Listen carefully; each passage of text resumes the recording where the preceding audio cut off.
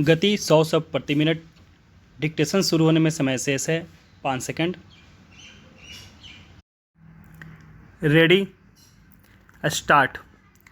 Japan की राजधानी Tokyo में क्वाड शिखर बैठक शुरू होने से पहले सोमवार को 13 देशों के बीच हुए कारोबारी समझौते को एक अच्छी शुरुआत के रूप में देखा जाना चाहिए।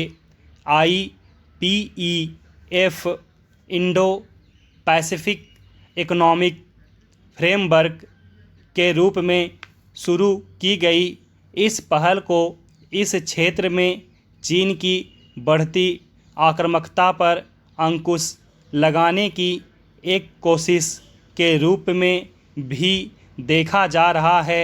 हालांकि संयुक्त वक्तव्य के बयान को जितना ढीला ढाला रखा गया है उससे साफ है कि अभी इस पहल में शामिल देशों को आपसी सहमति सुदृढ़ करने की दिशा में काफ़ी कुछ करना है। संयुक्त बयान में यह भी नहीं माना गया है कि व्यापार समझौते के लिए बातचीत शुरू हुई है।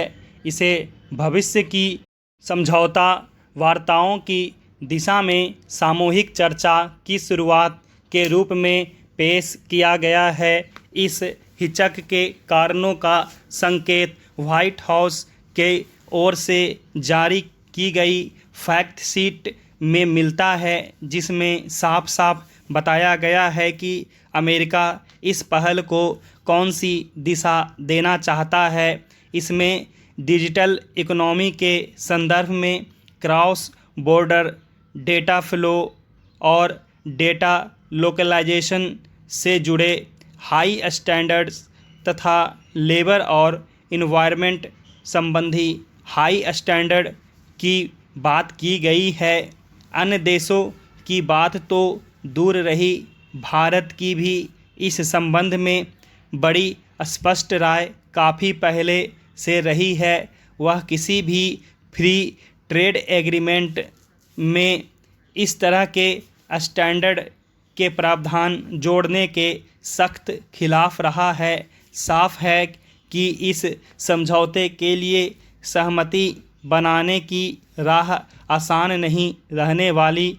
यही वजह है और यह ठीक भी है कि फ़िलहाल संयुक्त बयान की भाषा को इतना लचीला रखा गया है कि हर सदस्य देश इसकी अपने अनुरूप व्याख्या कर सके और इसमें शामिल होने के इच्छुक अन्य देशों के लिए भी आगे आना ज़्यादा मुश्किल न हो।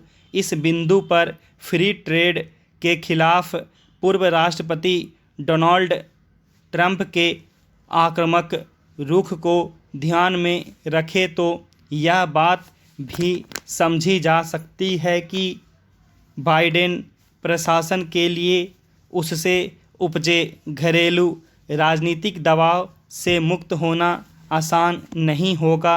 जाहिर है IPEF से मुक्त व्यापार समझौते की ओर बढ़ने या साझा बाजार का रास्ता साफ करने की तत्काल उम्मीद नहीं की जा सकती, लेकिन इसके बावजूद यह याद रखना उपयोगी होगा कि मौजूदा माहौल में IPEF जिस रूप में भी है, इसकी अहमियत कम नहीं है। इस क्षेत्र के लोकतांत्रिक देशों के बीच आर्थिक रिश्ते को बढ़ावा देने का लक्ष्य अपने आप में महत्वपूर्ण है और बहुत कुछ कहता है। यह अकारण नहीं है कि चीन बार बार और अलग अलग तरीक़ों से इस पहल को अपने खिलाफ गोलबंदी बता रहा है और जहां तक भारत की बात है तो चीन की अगुवाई वाले regional comprehensive economic partnership IRCEP में शामिल होने से इनकार करने के बाद IPEF उसके लिए स्वाभाविक विकल्प है और इसका हिस्सा बनकर इसे आगे ले जाने की कोशिश करना स्वाभाविक फैसला। स्टॉप।